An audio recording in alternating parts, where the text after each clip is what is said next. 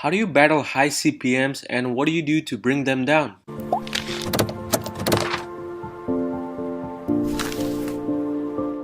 Hey, what's going on everyone? Shri Kanase here, and today we're going to be talking about how you can battle high CPMs and what you can do to lower them. So hit that subscribe button, make sure to like this video, and let's jump right into it. So before we jump into the solutions for high CPM and what you should be doing to lower them, I want to define exactly what it means to have a high CPM, because it's always important to know the background of everything that you do and know exactly what it means to have a specific stat for your Facebook ads. So what exactly does it mean when you have a high CPM? High CPM is basically when you're paying more per visitor. And as that CPM increases, you begin to pay more and more for each visitor that comes onto your site.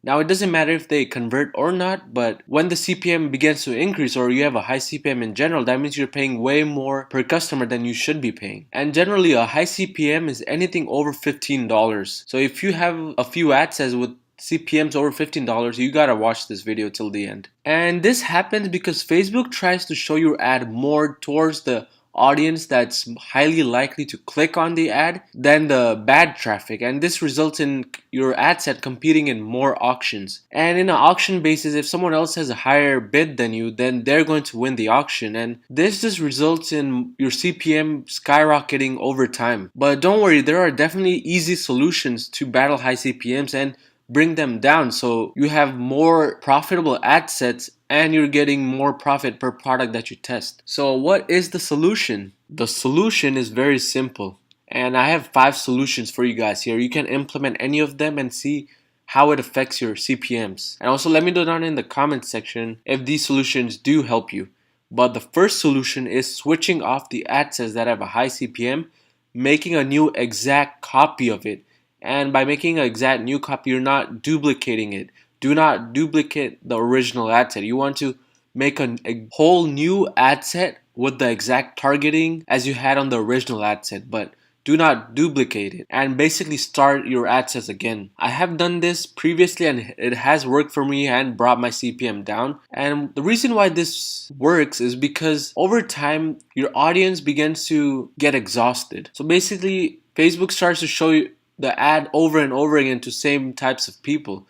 And when you start the life cycle again of an ad set, what happens is that Facebook begins to get data all over again and shows the ad to different kinds of people. And this actually benefits you in terms of the stats that you get for your ad sets, and it does help lower the CPMs. The second solution is that you fix your targeting and narrow down. When you're targeting a broad audience over 1 million, 2 million, or even 10 million, the CPMs usually skyrocket. And to really lower the CPMs and even maybe have a better chance of selling more products, what you want to be is narrowing down 3 or 4 interests. So what this means is that you should be trying to narrow down 3 or 4 times within your ad set so that you have an audience size of less than 1 million. And I would still recommend testing broad audiences along with this strategy, but I have definitely found success narrowing down my audiences, and this has resulted in lower stats all across the board. So definitely do try lowering the audience size, and I'm sure the CPMs will go down. And the third and easiest solution is just targeting worldwide.